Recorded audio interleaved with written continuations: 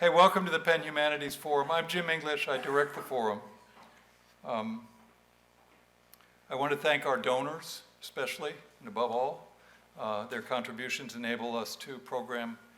Is it echoey? It's kind of booming for me. Is that all right? Okay. Their generous donations enable us to program a little more ambitiously every year, something we hope to keep doing.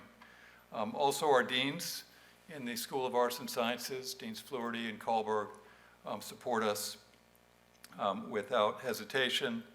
I want to thank Professor Ann Blair Brownlee and our friends at the museum who put together a tour connected with today's talk, a tour of colored statuary and other objects from the amazing collection in this museum.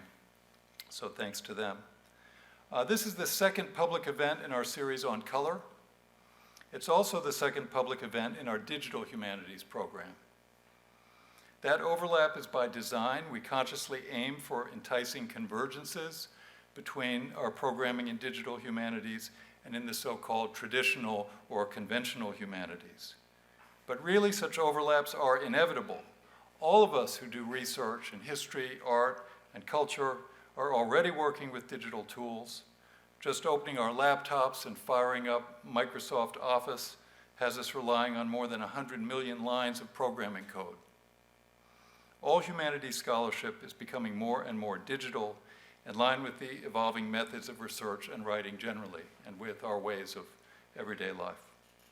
Digital humanities is simply the term we reserve for scholarship on the ever-advancing edge of this trend, scholarship that stands a technological step or two ahead of the rest. The one is always catching up with the other. So today we'll consider our topic of color in the light of some new forensic and computational methods of research. The forum's topic director for color is my good friend and colleague, Qiming Yang, professor of English and of Asian American Studies here at Penn, an authority on 18th century British literature, travel writing, East-West relations, and the cultural politics of empire. Qiming will introduce today's speaker.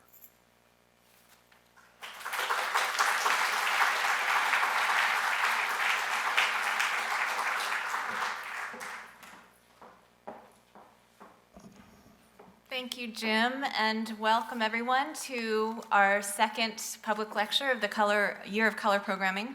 I hope that some of you were able to attend our Zadie Smith event a couple weeks ago, and we also have another wonderful lecture by the Nobel chemist Roald Hoffmann on the allure and history of indigo. So please, in this auditorium, in 2 weeks' time, I believe. It's my pleasure to introduce Bernard Frischer, whose expertise in art, classics, archaeology, and digital technology is brilliantly interdisciplinary in how it engages with the history of color construction and color perception.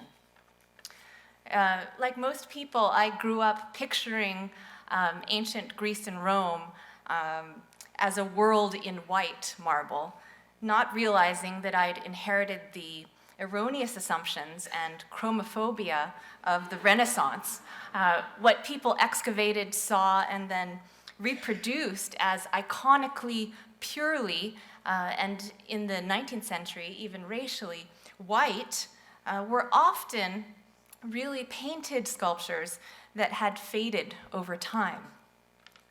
And the work that conservators and archaeologists are doing today to reconstruct the polychromy of antiquity is really mind-blowing. And Dr. Frischer leads the way in many of these endeavors to help us see history and understand civilization differently and more vividly. Trained in classics and art history, a prolific writer and scholar, Dr. Frischer has gone on to conduct excavations in Italy and to found and direct laboratories like the UCLA Cultural Virtual Reality Lab, one of the first in the world to use 3D computer modeling to reconstruct cultural heritage sites. Currently, he is professor of Archaeoinformatics, or virtual heritage, at Indiana University, where he's also director of the virtual World Heritage Laboratory. And today he'll be sharing with us some of his work on Hadrian's Villa, a World Heritage Site near Tivoli, Italy. Please join me in welcoming Bernard Frischer.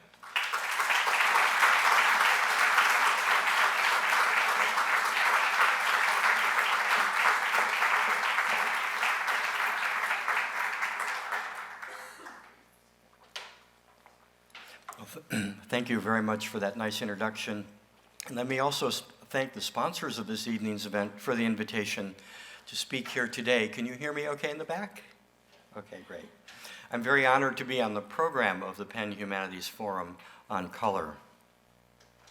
Let's start by looking at the topics that I plan to cover this evening. They are, why did we create a 3D restoration model of Hadrian's Villa, the World Heritage Site, located 20 miles east of Rome in Tivoli? What do we know about the use of color or polychromy to decorate white marble sculpture in Greece and Rome, generally, before we even get to Hadrian's Villa? And finally, how can we apply that knowledge to our restoration model of Hadrian's Villa? Okay, so let's start with the first topic. Why are we making a digital reconstruction of Hadrian's Villa in the first place? First, a bit of background.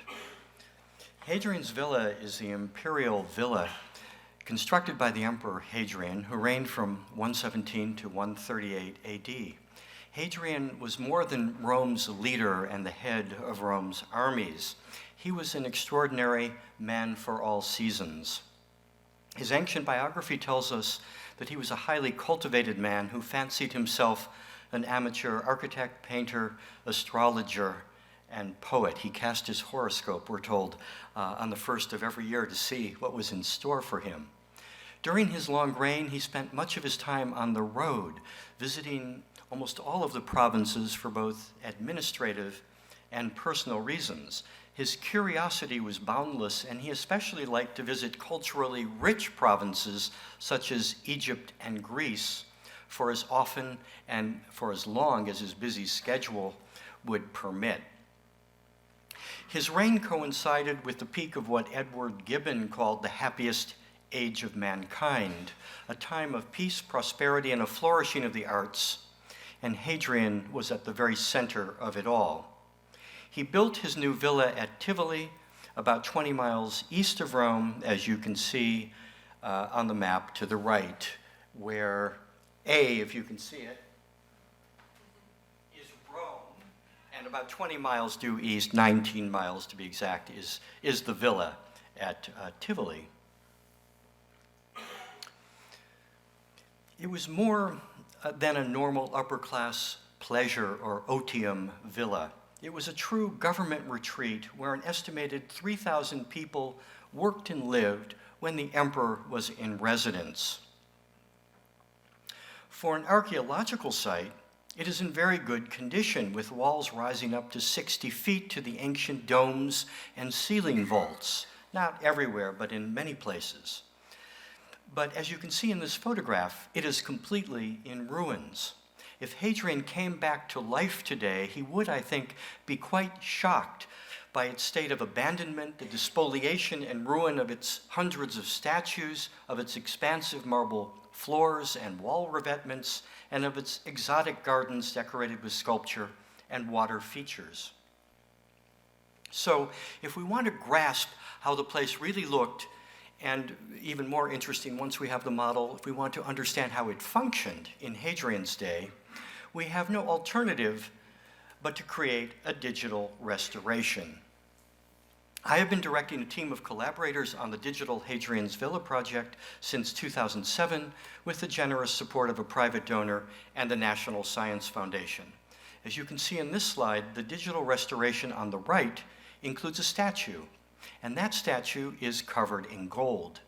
It still exists and is a white marble statue in the Louvre. You can see it now on the left. Why did we believe that we should restore it the way you see in the slide? This evening, I will try to answer that question. But first, let me pose an even more fundamental question. Why is this even a problem? Well, I think you will agree with me that when you visit a museum with a great collection of classical sculpture, you expect to see mainly statues of unpainted white marble. Here, for example, you see a gallery of ancient statues in the Hall of the Muses of the Vatican Museums. Yet archaeologists have known for a long time, for centuries really, that statues like these were almost all painted. If you want a simple reason why they are left in their bare, white state today, the answer is our neoclassical heritage from the 18th century, the age of the Grand Tour, the period, by the way, when this particular gallery was constructed. To the neoclassical mentality, there is something very primitive or folkloric about painted sculpture. Antonio Canova was the leading exponent of neoclassicism in European sculpture. As you can see in this fine example of his work from St. Petersburg, his statues tended to be pristine white marble. I, in fact, don't know of any that are painted, but there may be someone more expert in the works of Canova than I who can point to one, but I'm sure it'll be a teeny tiny minority of his overall corpus of statues. The same is true of many of his followers in Italy and other countries. Here, for example, you see a selection of statues by the Danish neoclassical sculptor Bertel Thorwaldsen. Here you see some American examples made in Rome around the middle of the 19th century. If Canova knew, and he did know, that ancient white marble sculpture was originally painted, and if neoclassicism means, as the name implies, a revival of classical models, then why did Canova leave his statues unpainted? One reason is that the overwhelming majority of classical statues he could actually see and study were also gave the appearance of being made of white marble and unpainted white marble at that. When statues are buried in the earth for over 1,000 years, they typically lose whatever color they once may have had as the acidic soil eats away at their surface. Here you can see the detail of a place I excavated in the 1990s at the Roman site known as Horace's Villa in Licenza, Italy, about 10 miles from Hadrian's villa. Note that there's some statues lying in the trench where they were found. Here are the statuettes after they were carefully cleaned just with water, so we were trying not to lose anything of the ancient surface. We'd hoped to find some surviving bits of polychromy, of the ancient paint, but as you can see, there was no pigment that survived. Neoclassicism developed in the age of the Grand Tour, when antiquarians and treasure seekers were finding hundreds of statues in the Rome area and selling them to aristocrats coming down to Italy from the north. The statues usually came out of the ground without color and quite battered. Restorers like Cavaceppi had no compunction about restoring the missing parts and repairing the damage, which often meant recutting and polishing the statues, thereby sacrificing whatever might have been left of the ancient surface. In this slide, we see the collection of Charles Townley, an aristocratic English grand tourist par excellence. He made 3 long trips to Italy in 1767 to 8, 1771 to 74, and 1776 to 77, filling his London townhouse with objects he purchased there. The collection, the Townley collection, is now in the British Museum. Note how all the sculpture is unpainted white marble. Without casting aspersions on their motivations, I would suggest that the neoclassical sculptors and neoclassical theoreticians in the age of the Grand Tour made a virtue out of necessity. Color was largely lost when a statue came out of the ground. Whatever still clung to the ancient surface had to be effaced when the piece was restored and repolished. So the theoreticians rationalized and held that the loss of color was actually a good thing, because generally they claimed color interfered with the perception of form. And it was form that the sculptor restorers like Cavaceppi were striving to recreate in a way as faithful to the ancient work as possible. Undoubtedly, the most influential scholar and theoretician of ancient sculpture in the age of the Grand Tour was Johann Joachim Winckelmann. He certainly exemplifies the tendency of making a virtue out of necessity when it comes to the lost color of ancient sculpture. In his influential History of the Art of Antiquity, he wrote, "Since white is the color that reflects the most rays of light, and thus is most easily perceived, a beautiful body will be all the more beautiful the whiter it is." And I'm not sure if that's really logical or true, but anyway, that's what he said, and this quotation is always paraded out when we talk about this problem of ancient polychromy and its history. There is no question but that polychromy was known to Winckelmann, so he didn't make that statement out of ignorance. But he, obviously, as the statement shows, he downplayed the importance of painted white marble statues. In contrast, it was enthusiastically embraced in the generation after Winckelmann by the Romantics such as architect-archaeologist Antoine Chrysostome Quatremer de Quincy, an early proponent of Romantic historicism. A key breakthrough for sensitizing archaeologists to the importance of color was his Le Jupiter Olympien, published in 1815. As you can see from the plate on the left, Quatremer reveled in color, from the pinkish curtain on the right to the gilded reliefs around the base of the cult statue of Zeus to the cult statue itself. Quatremer was the first to demonstrate in any detail the Greek sculpture like Phidias's famous statue of Zeus, as well as the spaces they inhabited, were decked out in bright colors of all kinds. A taste for polychromy thus started to take root in the 19th century, the time of historicist archaeology. As an example, we can cite the work of Georg Treu, who lived from 1843 to 1921. Treu was, for a brief period, the director of the Olympia excavations, and for a long time, he was the director of the Albertinum in Dresden. We will encounter Treu and his interest in polychromy again later in this talk. Now let us note that in the storerooms in Dresden, there are still a number of casts of famous works of sculpture which Treu used for experiments to restore the missing color.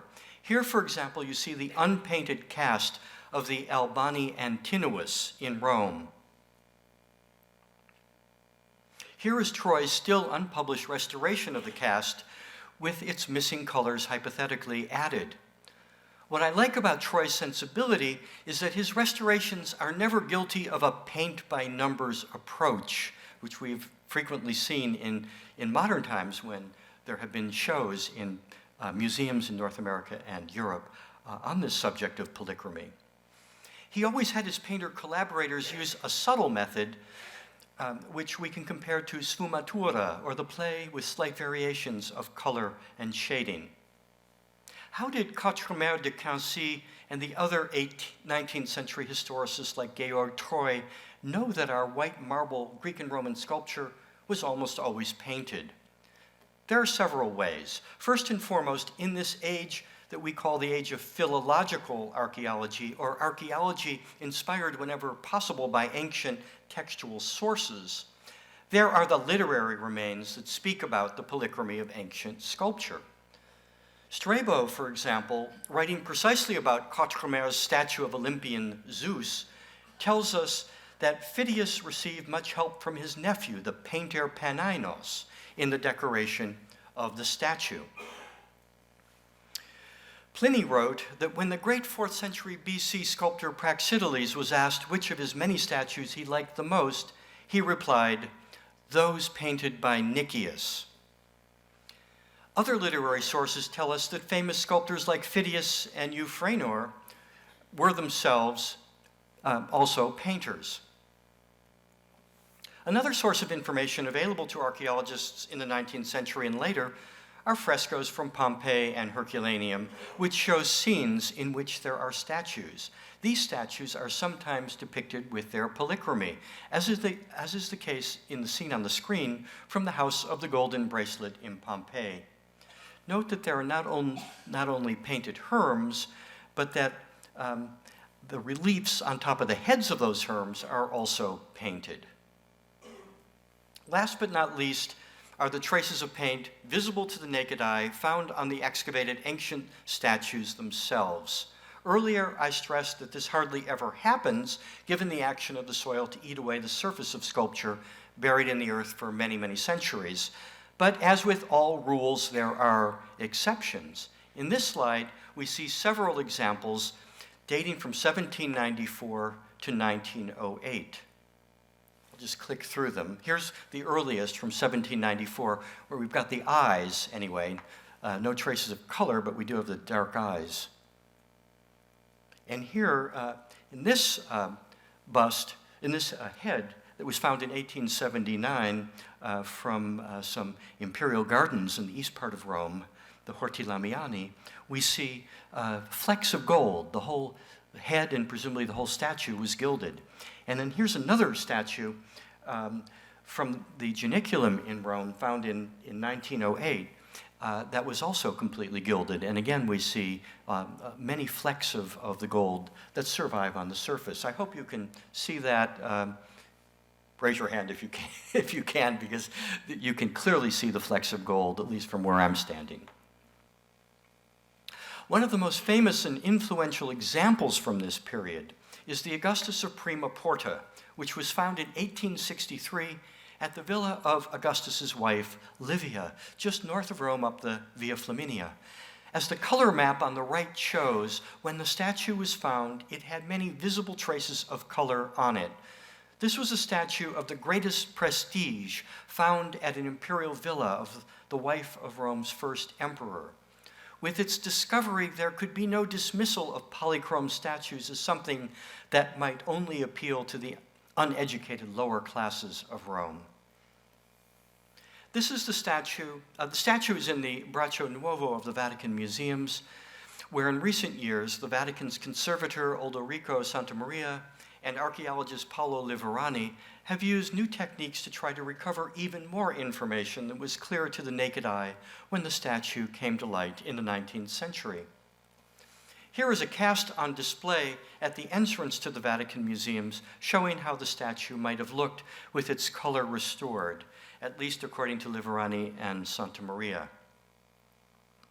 There's a lot that could be said about this restoration, and that would be the subject of another talk, because I'm supposed to talk about Hadrian's villa and not Livia's villa, so I don't really agree with this restoration very well, but in any case, they have it right on display at the entrance to the Vatican Museum, so you can't miss it when you go up the big escalator. If you look on your right, you'll see it. Another work discovered in the 19th century that had clear traces of color visible is this head of Athena in the British Museum. The conservator Giovanni Verri has named it the Troy head in honor of our man Georg Troy, who did so much for the study of polychromy in the 19th century. When he heard about the discovery of this piece, Troy visited London in about 1887 to study it for himself. His work was picked up by Giovanni Verri in this decade, and earlier this year, Verri published this digital restoration of the head and its polychromy. I like it because it honors Troy's concern with avoiding the simplistic paint-by-numbers approach to imagining how the ancient painters will have worked.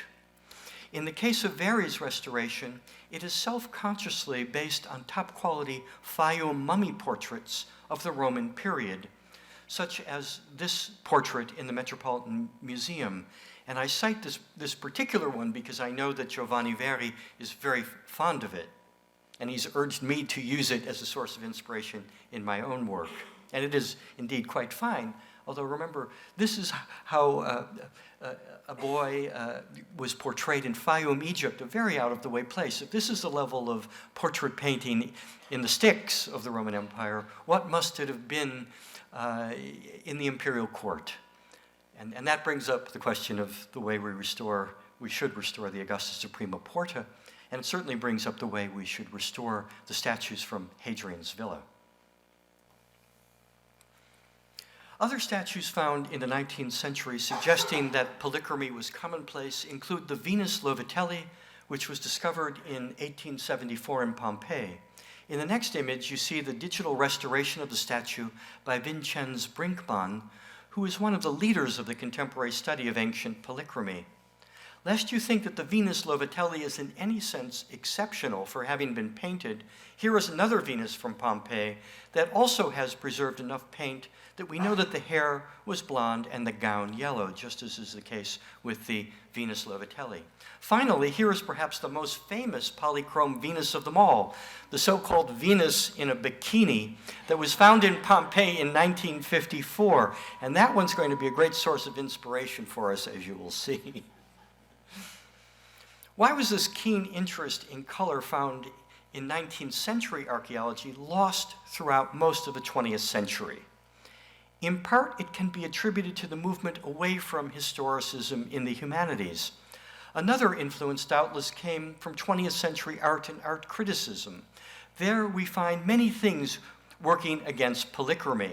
First and foremost is the loss of interest in, not to say hostility toward, representational art. Then there is the loss of prestige of sculpture among the visual arts. Here one thinks of the famous quip attributed to Ad Reinhardt or Barnett Newman. Quote, "A definition of sculpture, something you bump into in a museum when you back up to look at a painting." The aversion to polychromy in particular can be seen in the post-structuralist art criticism of Gérard Genette, who in 1997 wrote, "Our taste for ancient and medieval statues that have become white flouts the intentions of their authors who overlaid them with polychrome surfaces. Fortunately, these have usually been reduced to naught by the ravages of time." So with Genette, we're back to more or less to where we started with Winkelmann. Today, we are no longer limited by the need to find traces of pigment that are visible to the naked eye. Assuming that a white marble statue has not been overly cleaned or restored, and by the way, that rules out probably 99% of the statues you will see in our great museums, unfortunately. So assuming that this white marble statues have not been overly cleaned or restored, even remains of color invisible to the eye can be recovered by the techniques used today by conservators. These techniques are many and can be divided into two main classes, the invasive and the non-invasive. That is, into the procedures, the invasive procedures that require taking a very small sample, and those that do not. In this slide, you can see the names of some of the most widely utilized invasive and non-invasive methods. What has made polychromy the in thing to study among classical art historians and archaeologists today? I think that if there is one major reason, it is the arrival of the non-invasive techniques to detect color in the last 5 to 10 years. You can hear the excitement about this in the writing of an archaeologist like Jan Ostergaard. He's the curator of ancient sculpture at the New Carlsberg Glyptothek in Copenhagen. Reporting earlier this year on his study of the Shara Amazon in the collection he curates, he says, VIL imaging gave very surprising results with the discovery of quite unexpected features of the polychromy. The technique's ability to reveal the presence of even a single submicroscopic crystal of Egyptian blue constitutes a remarkable advance in this field of research. And by the way, we'll be returning to this study of the Amazon Shara in a moment, because there was another example of this type of statue at Hadrian's villa. Beyond this technical breakthrough, there are broader cultural reasons for the return of interest in the polychromy of ancient sculpture. Undoubtedly, one of the most important of these is the recent rise in the prestige of sculpture among the visual arts. Thus, Pamela Lee could write 10 years ago that, quote, nearly 20 years after controversy erupted over Richard Serra's Tilted Arc, sculpture would appear to be back, and back with a vengeance.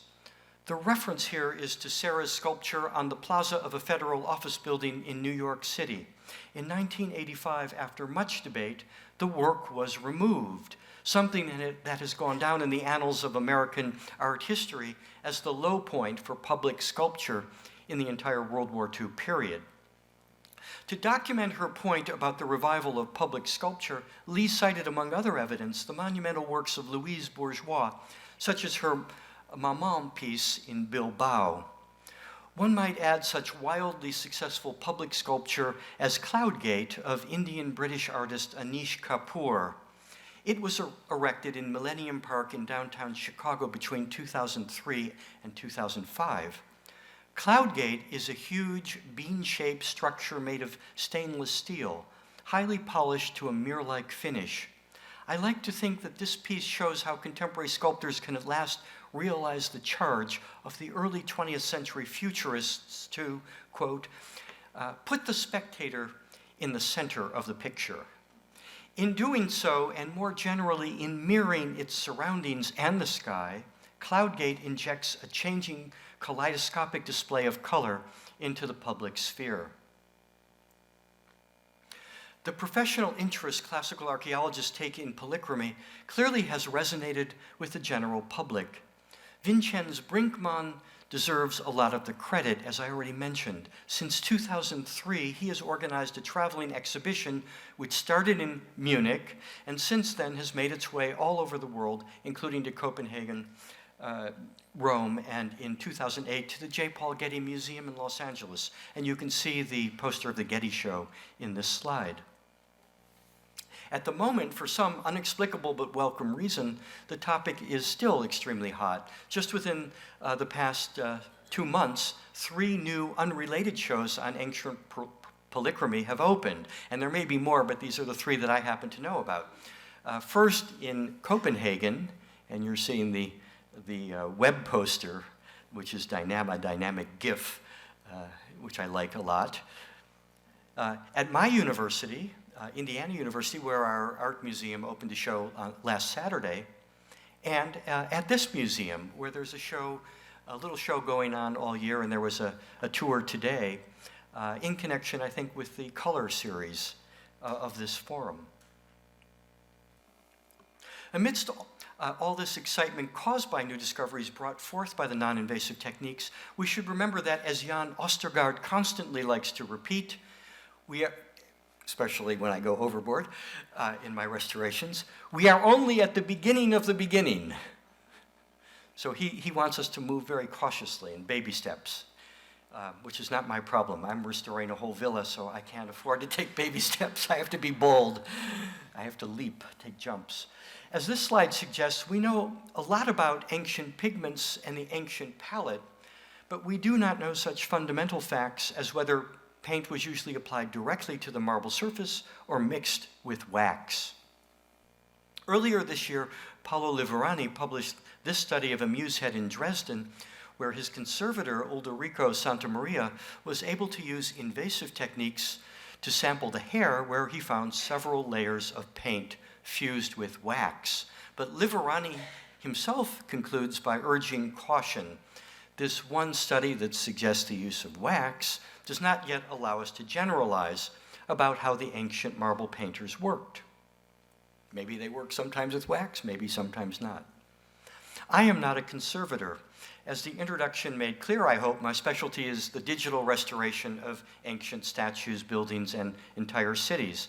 In recent years, I've been asked to direct digital restoration of 2 monuments studied very closely by conservators: the Arch of Titus in Rome, a project led by Stephen Fine at Yeshiva University, and where the non-invasive recovery of color was undertaken by Heinrich Piening, who has done a lot of work for Vincenz Brinkmann. So the whole world, I think, of ancient polychromy is a little bit incestuous, where scholars and conservators are moving from one project to the next. Well, I think that's inevitable, and as it should be. And it shows that we're collaborating and we're not competing, which is very nice. And that's probably because there's just so much, a vast amount that needs to be done, so nobody has to feel selfish and possessive.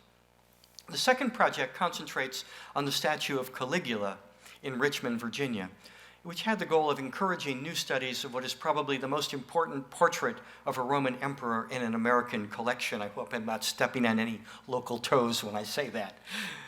On this project, the recovery of polychromy was led by Mark Abbey, a young American archaeologist who has already deservedly made a big name for himself in this field.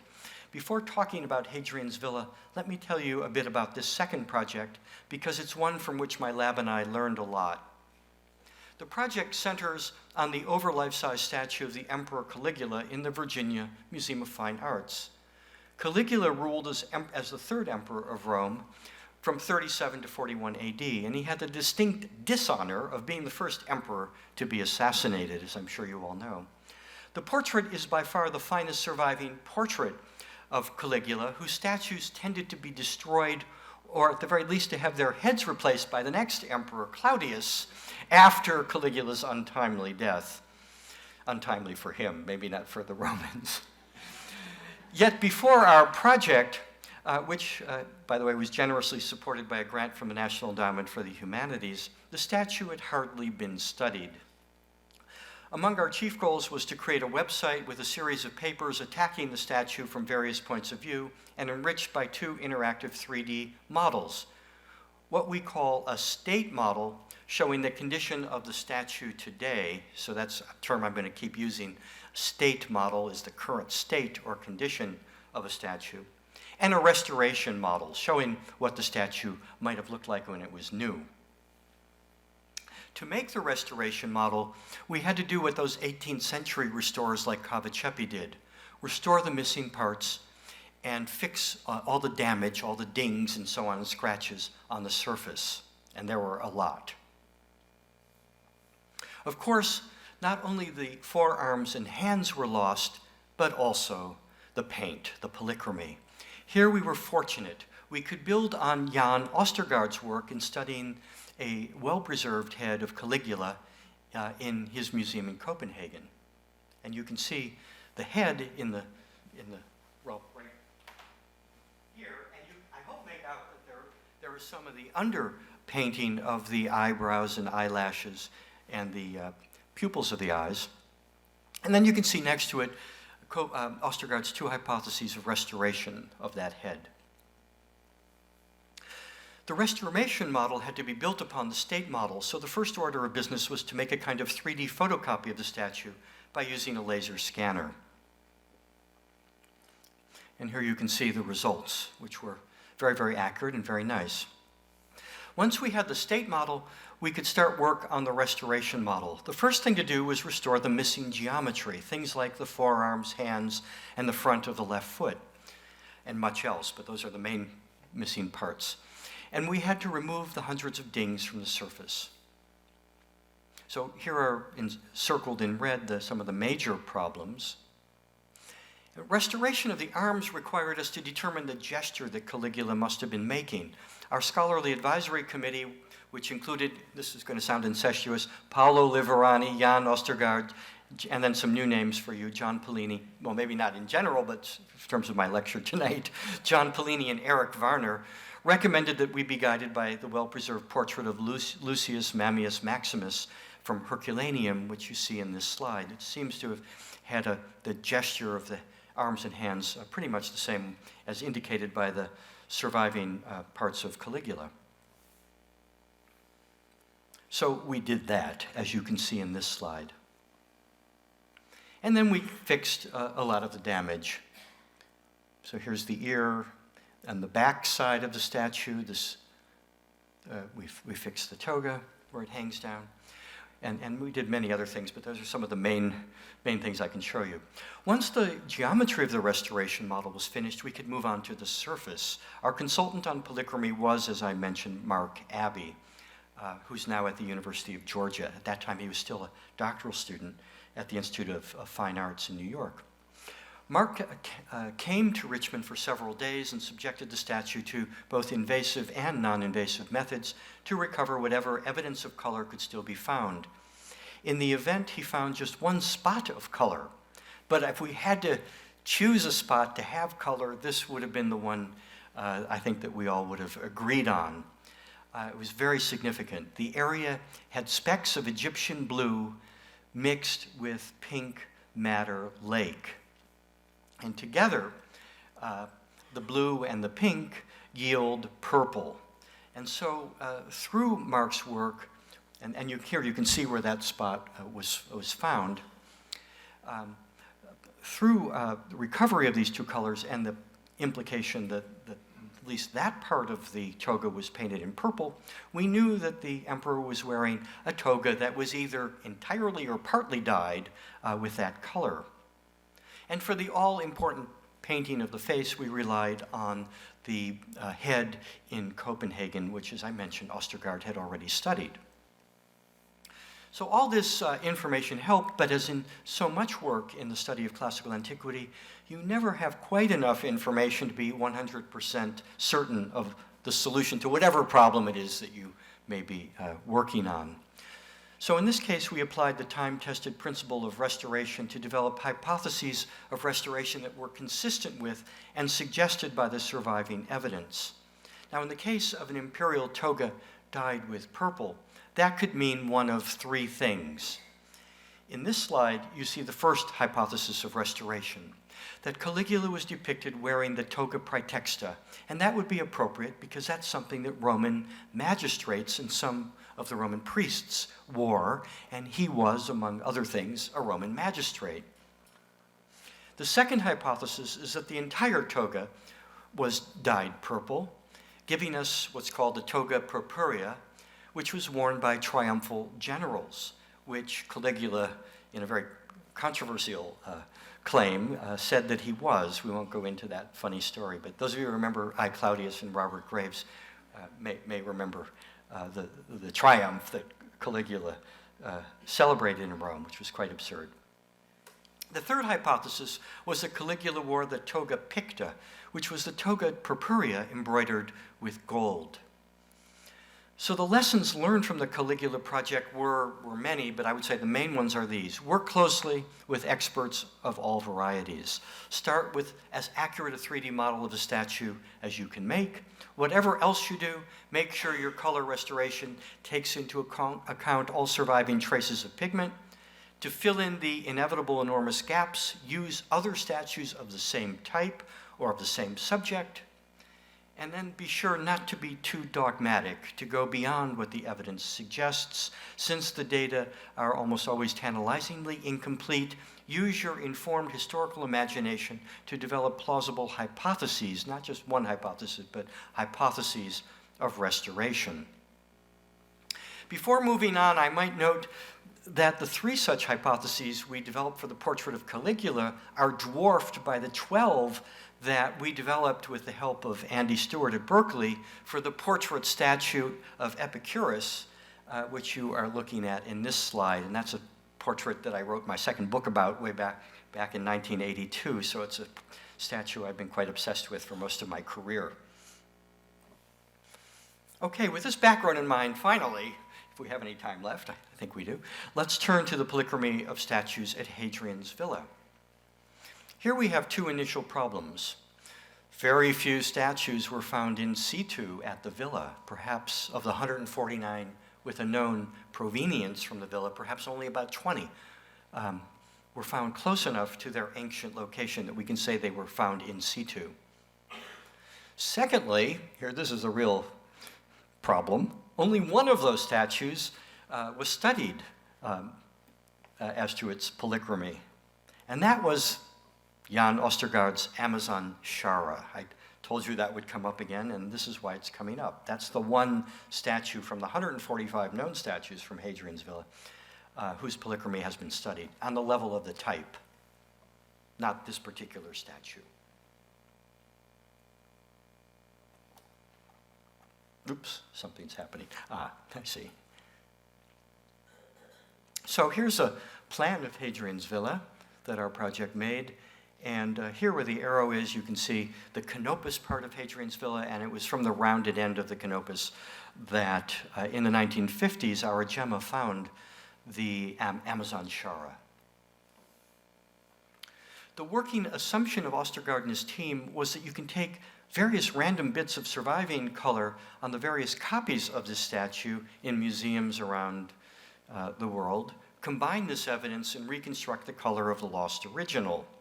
Before we proceed, it is important to note that this very reasonable sounding assumption may be completely wrong.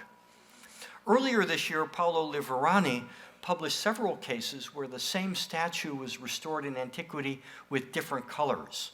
The same statue was restored in antiquity, was repainted, and when it was repainted, they used different colors. So what is that telling you? This is true of the breastplate of the Augusta Suprema Porta, statue that keeps coming up, where blue was repainted in places as yellow in the Severan period. And Aesculapius in Dresden wears a mantle originally painted bright red, but which was later restored with a violet or pinkish red paint. If the same statue could be repainted with different colors, then clearly this throws into doubt the notion that part of what made a statue a certain type was the way in which it was painted. There certainly was a typology of geometric form that made the statue types, but perhaps not of color. Be that as it may, Ostergaard's assumption is defensible, and it's the one that we used. Faute de mieux, because if we didn't cling to that assumption as a life raft, we would be left in the realm of total subjectivity. The copies of the Amazon Shara studied by Ostergaard and his group are a head from Herculaneum, statues in Copenhagen, from Exija in Spain, and the Pergamon Museum in Berlin. Note that the copy from Hadrian's villa, which we were just seeing in this slide, sorry I got one ahead there, that's the copy from Hadrian's villa, was not included in Ostergaard's study because unfortunately it doesn't preserve any traces of color. In this slide you can see the various invasive and non-invasive methodology used by Ostergaard's group of scholars. Now for the results. For the skin, 4 different colors were used, mainly red and blue, but also pink and some yellow. All areas of skin were painted, which is interesting because some of our paintings of statues on frescoes from Pompeii and Herculaneum show the skin parts of some statues, not all, left white in white marble. The best preserved color was found on the feet. The hair of the head was mostly painted with yellow and orange, so our Amazon was a blonde. There were smaller traces of red and blue, probably serving to create a shadow effect. White and blue were used in the sclera, or the white of the eyeballs. Red was used in the iris, so the statue had red eye, I guess. There was a picture taken of it with a flash. No, presumably the red was painted over and was a base for something else. As far as the Amazon's gown is concerned, red and blue are the dominant colors. Most of the blue was scattered around the lower part of the dress. The red grains were evenly distributed, so there's probably some kind of a blue fringe down at the bottom of the gown, and the rest of the gown was red. I've already mentioned that we find good evidence that the feet were painted a flesh color. Interestingly, even though there is no carving that would indicate that the Amazon was wearing sandals, the straps of the sandals, we know from these studies that Ostergaard's group did, were painted in. When we create the illusion of something not through carving but through polychromy that is not physically present, we call the technique structure from paint. In this slide, you see our digital reconstruction based on Ostergaard's research applied to the Hadrian's Villa copy. Ostergaard, you will be happy to hear, has expressed satisfaction with our work, which, though inspired by his study, was done completely independently of it. So we just read his report, did what he said, or we thought he was saying should be done in restoring the statue. Then when we were done, we showed it to him and he liked it, so that was nice. Statues whose provenience is certain or probable, and in our model thus far, are these following that you see on the screen. The Crouching Venus from the Heliocominus Baths, statues in the Canopus, Niobids in the Stadium Garden, the young and old centaurs in the Red Faun, from the vestibule to the Academy part of the villa, and the Cnidian Venus in the Temple of Venus at the villa. And alas, we don't have time to discuss most of these, but I do want to, at least in the time remaining, touch briefly on 2 of them, the Crouching Venus and the Niobids. And the Crouching Venus I will deal with very quickly. The Niobids, they number 16 altogether, take more time and deserve more time, I think. This example of the Crouching Venus involves putting back the statue into the digital villa. It was found in the 1920s still in situ on a plinth next to the pool in the part of the villa known as the Heliocominus Baths. These baths were adjacent to the emperor's famous maritime theater, which was a bedroom suite where he seems to have lived in warmer weather. So the Heliocominus Baths were probably the emperor's own private baths. There are a number of big baths at the villa, but these seem to have been reserved for the emperor and probably his closest friends. It is a copy of the well-known type that probably goes back to a lost Hellenistic original, sometimes attributed to the sculptor Doidalsus. Since the statue was found at the villa, since the statue found at the villa was heavily damaged, and you can see it right here in the Palazzo Massimo in Rome, we had to base our model on another, better preserved copy of the same type. And what we used was the copy in the British Museum, except that we didn't use that, we used the cast in the Dresden State Museums. And you see the cast on the right. And here on the left, you see our restored model. You may recognize what we did in the absence of any studies of the polychromy of the actual statue, which, by the way, I think could be done because there are something like 100 known extant examples of this type of crouching Venus. It was very popular in the Roman period. Some of them must have at least some traces of color still on them. So but what we did in the absence of any such studies, and we are, remember, as Ostergaard always says, only at the beginning of polychromy studies, is that we were inspired by those painted Venuses from Pompeii, especially the Venus in the bikini. And here is what the statue looks like in the context of our digital model, which we put into the game engine Unity, and we have a grant this year from the Mellon Foundation, and we're posting these parts of the villa, including the Helios Communis baths, one by one on our project website. So there you can see her on her plinth, where Peribene found her in the 1920s, overlooking the pool. Second example to be discussed, the Niobids in the Stadium Garden. Now, these statues numbered 16. There was Niobe herself, the queen of Thebes, who insulted the goddess Leto, who sent her children, the famous archers Apollo and Artemis, to take vengeance on Niobe by terribly killing Niobe's 7 sons and 7 daughters, who were shot to death by the arrows of the great archers Apollo and Artemis. And the group also included a male figure known as the pedagogue.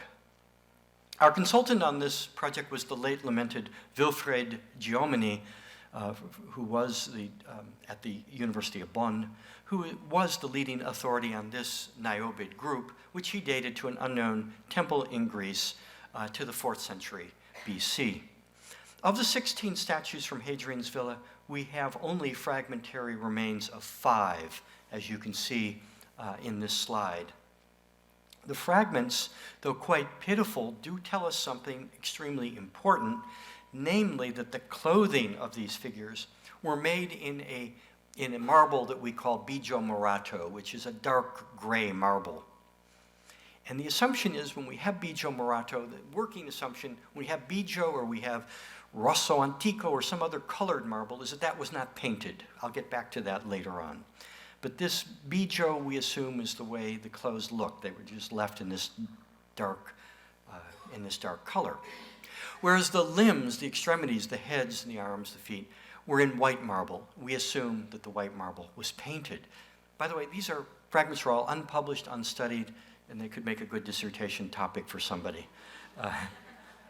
And a whole new set of Niobids of this type, almost complete, came to light last summer at a fantastic place. It looks like it's the villa of Massala Corvinus, a very important figure, cultural figure in the Augustan period near Ciampino Airport. And these Niobids are practically intact. They're caked with earth. They have not yet been restored, and they are juicy targets for polychromy studies, therefore. Let's hope that those are undertaken soon. So once again, to proceed with our restoration of this aspect of the villa, we needed to use copies of the same statue types in better condition.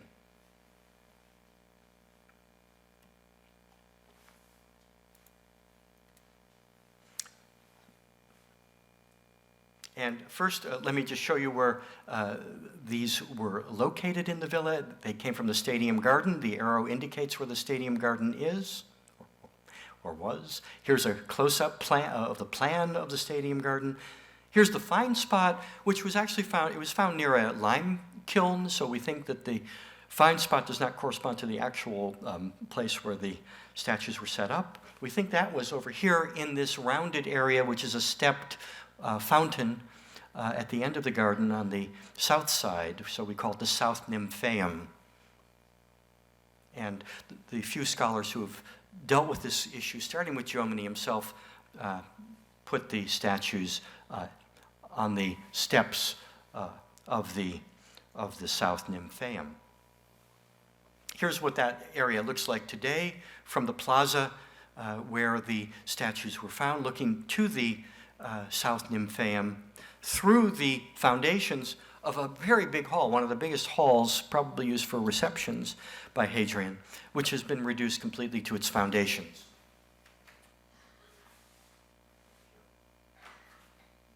We call that the South Hall.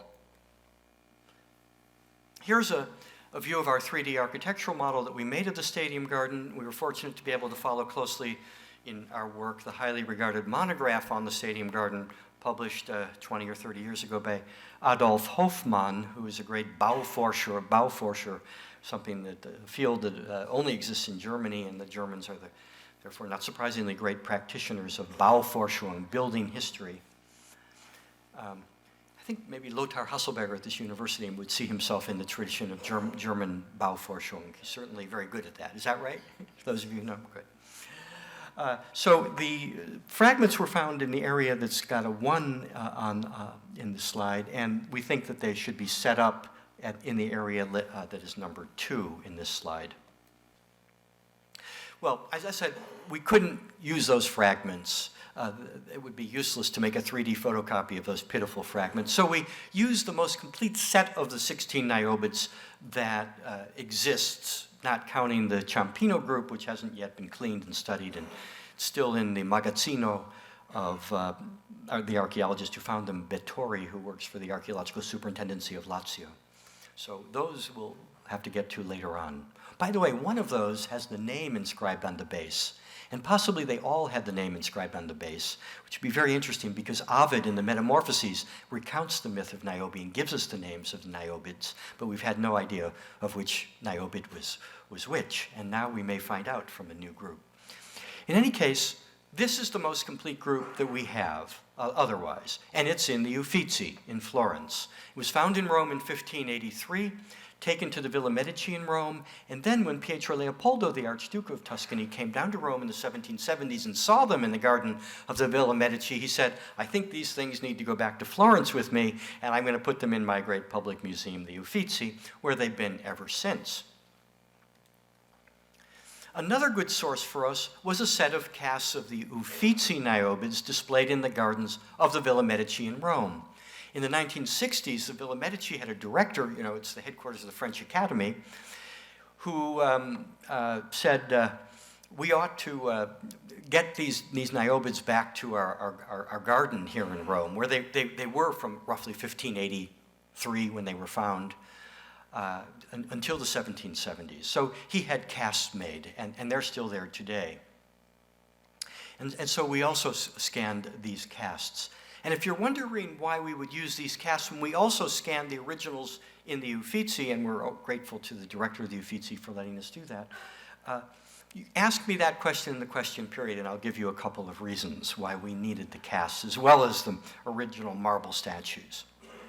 In this slide, you see how we go from making a state model of one of the niobids, one of the 16, in this case the Caramonti type, so-called, because of the fact that there's a famous example of the type in the Vatican museums. And by the way, that statue came from Hadrian's villa too, so it looks like there may have been 2 sets of niobids at Hadrian's villa.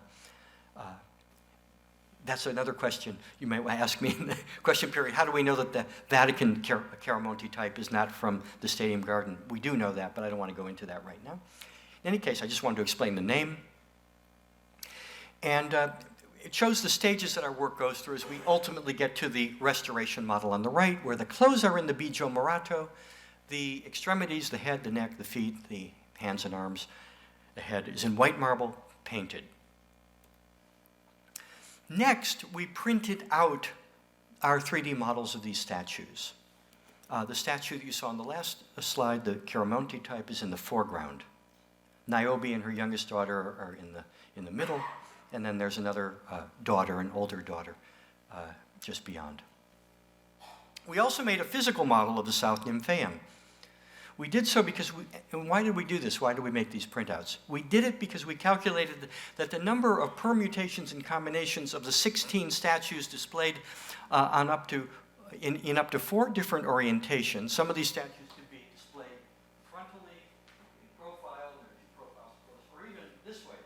The so-called Narcissus type, who's got an arrow in his back, may have been displayed with his back toward the viewer. Because otherwise, why would he have, what's the point of putting the arrow there if you couldn't see it? Or he may have been in profile where you could see the front, the back, and the arrow coming out of the back.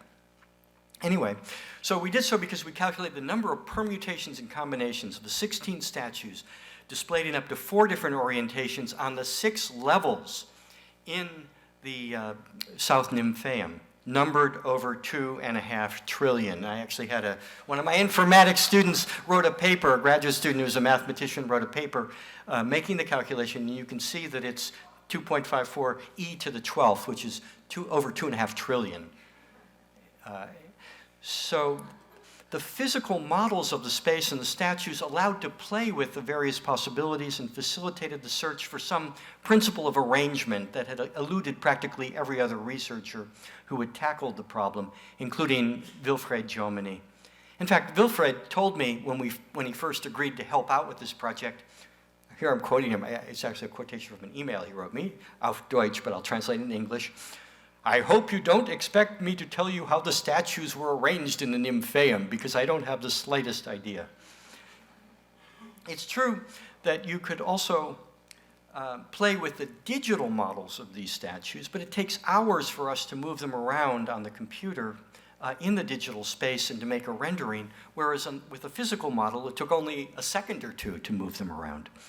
And by the way, our 3D printer is a MakerBot, which costs under $2,000 these days, and the prints of those statues cost under 10 cents each. So we're at the age now, because of 3D modeling of sculpture, forgetting about polychromy, when every student of art history can have his or her own private sort of cast collection, digital cast collection. And I think that day will come very soon. I already have such a collection, because I think I've made over 200 models of statues at this point. We really have no idea how the statues were arranged, but we did eventually decide on a few simple rules that, if not demonstrably true, at least give a reasoned argument for the arrangement we found the most plausible. First, we took into account how the ancient viewer approached the Nymphaeum. That was always done through the South Hall, in which, in this slide, we are now standing. We're standing right off that big plaza where the fragments were found. We've entered the South Hall, today reduced to just foundations. We've restored that the way Hofmann suggested, exactly following his lead in his monograph. As you look through the hall to the South Nymphaeum, you can see all 16 of the statues. Then we took into account the fact that 8 of the 16 statues without doubt belong to pairs of 2 statues. And we have plenty of evidence that that's beyond doubt. You just may remember the Niobe and her youngest daughter. Niobe is shown in the center, shielding her youngest daughter in vain. But that's one of these pairs, but there are 3 other pairs. Our experiments with the physical models showed that you could, in fact, pair up all of the statues, so we made 8 pairs. And that helped to bunch them together so that you could see all 16 even when you first entered the South Hall. The advantage of doing this can be seen in the slide. As we progress through the South Hall, we can always see all the statues. So this makes the scene make sense from the moment you can first see it from afar, and you're drawn on closer and closer to see the details of what's going on. Finally, you reach the Nymphaeum itself, and here you see the pairs of Niobes lying wounded or trying in vain to offer some comfort or protection to one another. In the end, whether this hypothesis of restoring the group to the space is correct is something we will probably never know. It's interesting that the ones from Ciampino Airport were found just displayed in a very clunky way, sort of like the Uffizi display, around the edges of a pool, a swimming pool. So they were not displayed in the same way, which tells us that there was no typology of arrangement of statues that themselves have a geometric typology, like these niobids. In the end, whether this hypothesis of restoring the group to the space is correct is something we will never know. The odds, of course, are very much against us. We have something like a 1 in 2.5 trillion chance of being right. So we do not insist on this particular arrangement, but simply use it because we think that it makes the story both comprehensible and clearly visible to the ancient visitor. Plus, we're doing a restoration of the whole villa. We really can't spend years worrying about this, tearing our hair out. We've got to move on. We have, this is only less than 1/10 of all the restoration work we're doing at the villa. I should report that Wilfred Jomini, before he died, came to Rome. I interviewed him. I have a wonderful tape that lasts a long time of him looking at this work, commenting on it, and he was not convinced. He thought, like Bruni Ridgway, that our solution was too orderly, and dare I use the word, too neoclassical, forgetting about the polychromy part. He favored a much more random helter-skelter arrangement, which conveyed the sudden shock of the attack and the chaos of the moment. Well, we can show it that way too. That's not a problem. Be that as it may, let me conclude with some thoughts about why the polychromy of ancient sculpture should matter to us. And I'm getting very close to the end now. Of course, there is the historicist reason. That's the way it was. If we want to reconstruct and understand the past, we must have color. Otherwise, we are deceiving or at least depriving ourselves of something. There is also a more interesting reason. Color may open our eyes to the fact that what Liverani called the fourth dimension is at least as important as the other three when it comes to a statue. Color may interfere with our perception of form, as Winkelmann and Genet insisted, but it can be the element that lends meaning and emotion to sculpture. To take some simple examples, could the Greek poet's golden Aphrodite be anything but blonde, which she seems to be from all the evidence of the painted sculpture? And can a beautiful young woman painted as a brunette be understood as a Venus by the ancient viewer? I think not. Would the Amazon Shara or any Amazon warrior make sense if she was barefooted? Would you go barefooted into battle against Theseus and Hercules and other heroes? But there are more subtle ways in which color defines or at least refines the message. Think of how puzzling the Niobid group would be without the bronze arrows piercing the children and the blood that gushes from the wounds that those arrows have made. With that color added, the horror of the story is greatly clarified and amplified. Finally, color may help us finally to move beyond the notion that the ancients were more devoted to convention and tradition than to originality. In sculpture, this comes across as the concept, this tyrannical concept of the type. It is one thing to imagine that an ancient place like Hadrian's villa, furnished with statues, 99% of which we've seen elsewhere because they are the standard types. Sorry, this doesn't make any sense.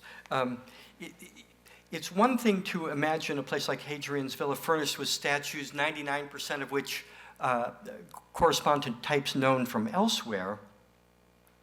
But it's another thing to understand that each example of the type is painted in a unique way, or can be painted in a unique way through a creative collaboration of the sculptor and the painter.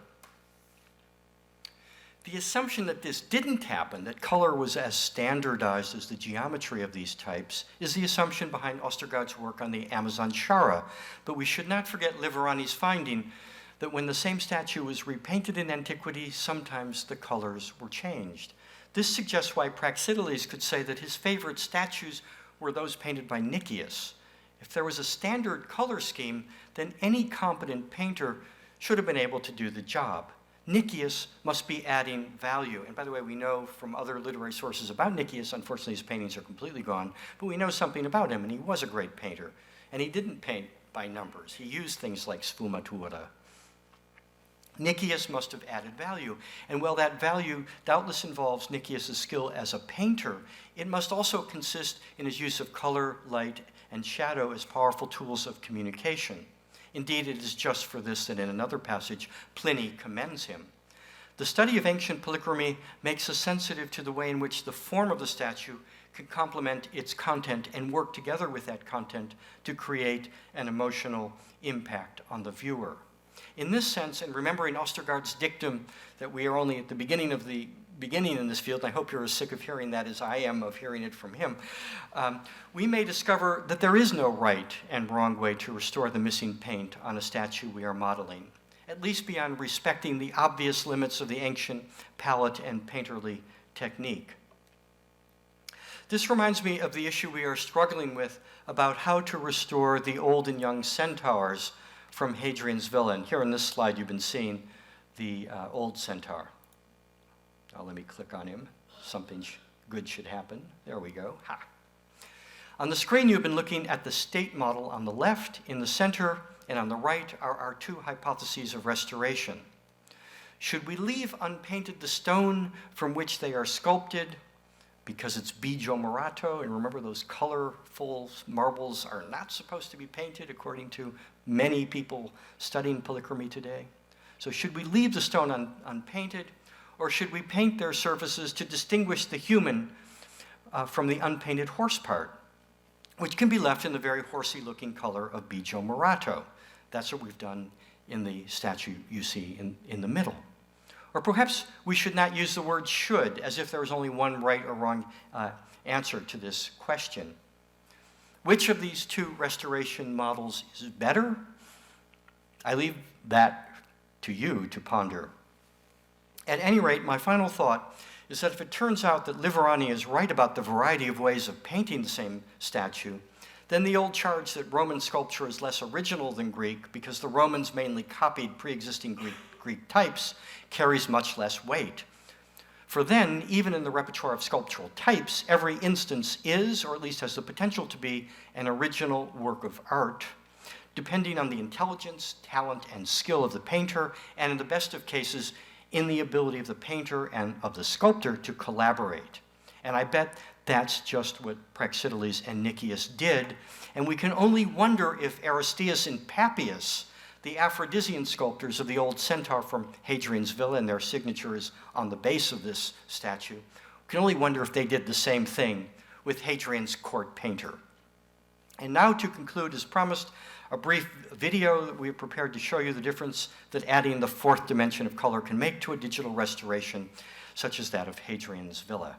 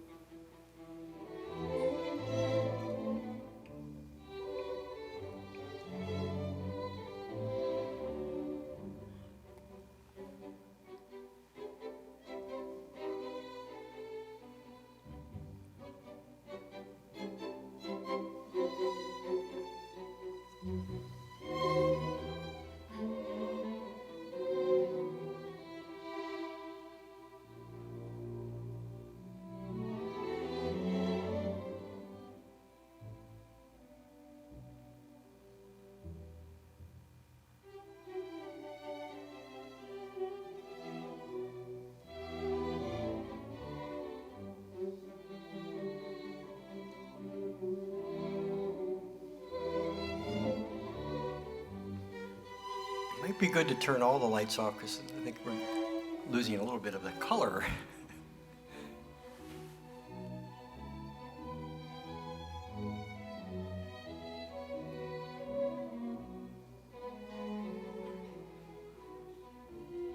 There we go.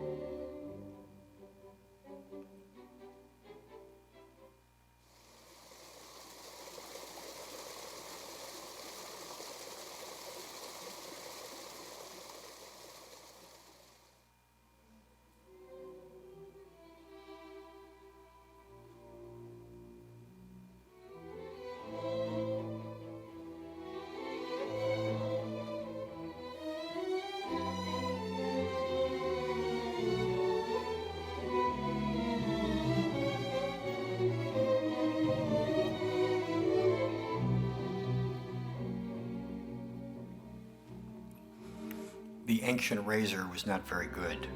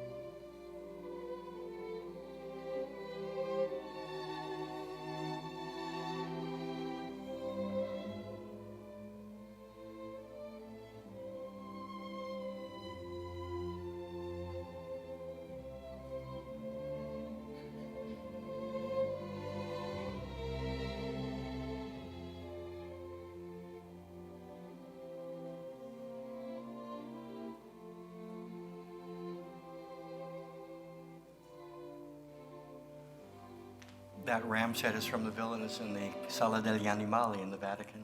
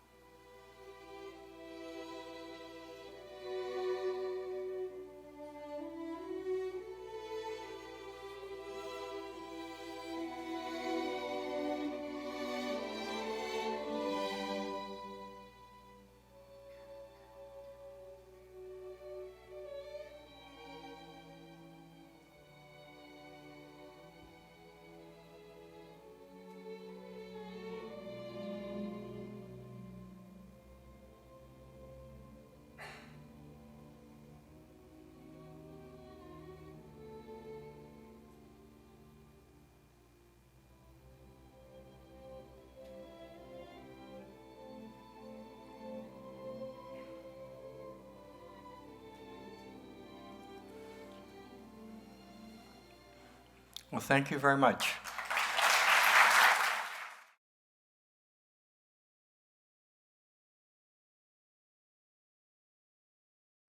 Geez, the video is so great. Is it possible that it's going to discourage people from wanting to go to Italy to see the real thing? Well, that's what the authorities were saying in the 1990s when they were stopping us from doing this kind of thing. Luckily, they've changed their mind about that. I think it really contributes. This is in that book that I wrote about Epicurus's portrait. The whole basic idea was this: the use of a statue like Epicurus is set up in a public place in Athens was to arouse the curiosity of people who never would have heard of in Epicurus's day of Epicurus, especially since he withdrew from society, from the polis.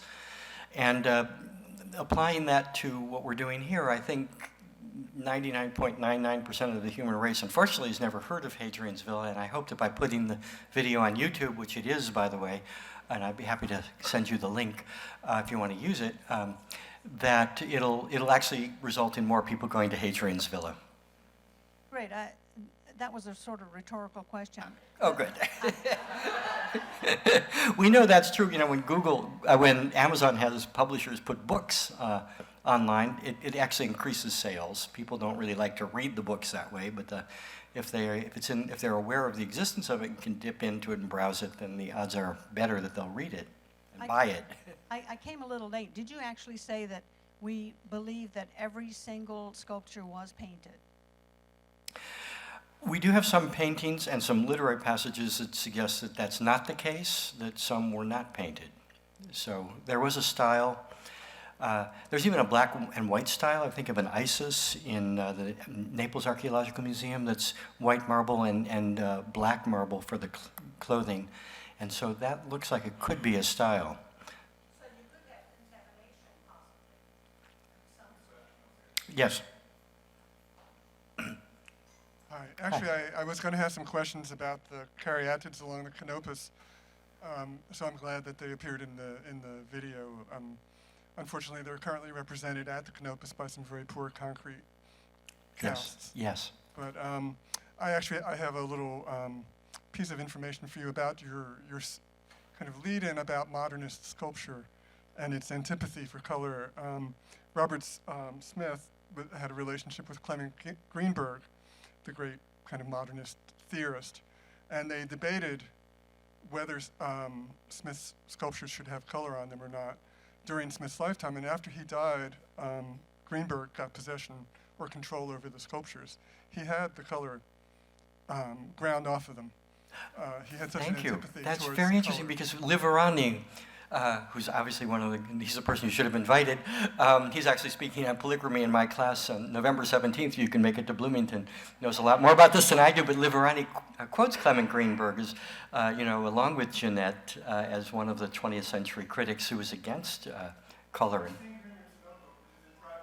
But Liverani doesn't know that. So if you could send me the details in an email, I'd appreciate it. I'll forward them to Liverani. That's a fantastic story.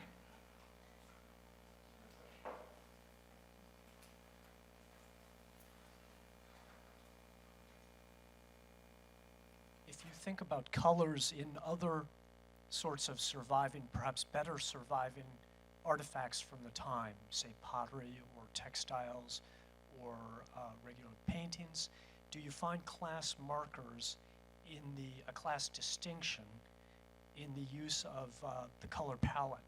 Because we're all, of course, very used to looking at things rendered on computers, and often the colors themselves, because the rendering can be difficult, so I'm trying to be sympathetic, but it can look a bit kitschy.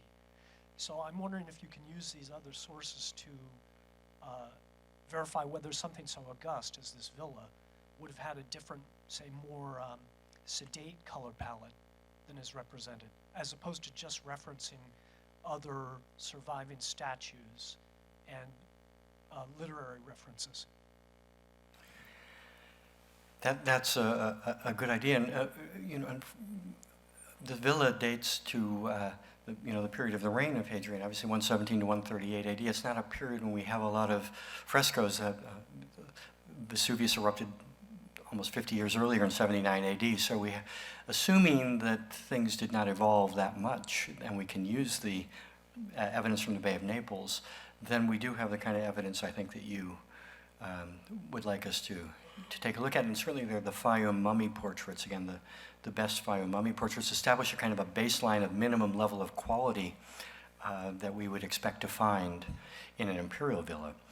But that's painting, and it's not totally clear whether, when it comes to painting white marble, there would be a difference. But then there's this famous ganosis, which I don't know if anyone's going to ask me about that. I don't know anything about it, but it's the application of wax to the already painted surface of a statue, both to protect the paint, but also to dull the color, the stark brightness of the color. Apparently, there's a suggestion. So it's a matter of taste. The one thing I would say is that I think that the paint by numbers approach, which I hope you didn't see in our work, it's something we were consciously trying to avoid, except on the architectonic elements, the triglyphs, column capitals. There, I think it was one coat of paint. I don't think they were looking for subtlety. But when it came to the representational sculpture, I think they were painting with at least that same level of quality of a Fayum and subtlety as a Fayum portrait, let's say. I don't know if that answers your question, but we're at the beginning of the beginning. We will know more. You told us to ask you, why did they have to scan the molds as well as the original statues? Why did they have to scan the casts? Yes. Thank you for asking that. Well, for one thing, a very practical reason that the casts of the Medici group are in a garden, and you can get all around them very easily, whereas in the Uffizi, as you saw it, I don't know if you remember, but they were all up against the wall, so you couldn't get the backsides at all. They wouldn't move them for me. I did get to work there in January of 2013 on a Monday. I was the only person in the entire Uffizi. I mean, the guard just put me there in the morning and left. I never saw him again. And unfortunately, I had an enormous job in front of me of gathering all the data on the set. I was really tempted to go out and photograph at least, because photography is not allowed, or at least it wasn't back then. I think that's now changed. But anyway, I was disciplined. I didn't go around. So that's one reason. Another reason is that we've done studies that show that the surface of a plaster cast, and the ones in the Villa Medici are actually a concrete, not a plaster. But that also would certainly be true. It would be true of the concrete. Are more receptive to scanning than marble or bronze, because when you send that light at the surface of marble, it has a crystalline surface. The light scatters in different directions and creates noise in the scan. In case of a dark metal, it absorbs the light and you don't get as good of a return. Plaster is an ideal material for receptivity. So if you have a good, and then we've also done studies to see whether this Anglo-American more than continental prejudice against the cast developed in the 20th century and resulted in the deaccessioning or the throwing away simply of great cast collections in American universities and museums, whether that was justified.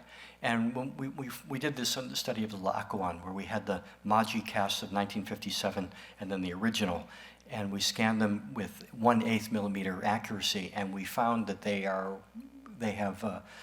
correspond on average to within 1/2 millimeter, which is beyond the threshold of human vision to detect. So a good cast gives a reliable impression of the original. And if then you don't get the noise and the problems of scanning the original, it's good to use that. And then there's the fact that, I remember I started by talking about rationalization in the case of the Grand Tours. There's a certain rationalization here. It's very convenient for us because we can go to Dresden and find 4,200 casts, or the Gypsoteca of the University of Rome and find over 2,000 casts, or the Sculpturhalle in Basel. We have very good working relations with all these cast collections. We can scan anything we want at no cost, and they don't make any claims on the intellectual property. When we go to the Vatican or any other museum, Virginia Museum of Fine Arts, and make a model, the museum claims copyright on our work. And it makes it very difficult to get in there and do the work, and the work proceeds very slowly, and then we don't have the freedom, the creative freedom to do what we want with the data afterwards. So casts are good for that reason. I'm afraid to talk about that too much because I'm afraid that the directors of cast collections will realize that they've got something now of great value and they ought to clamp down and change their policies, but anyway.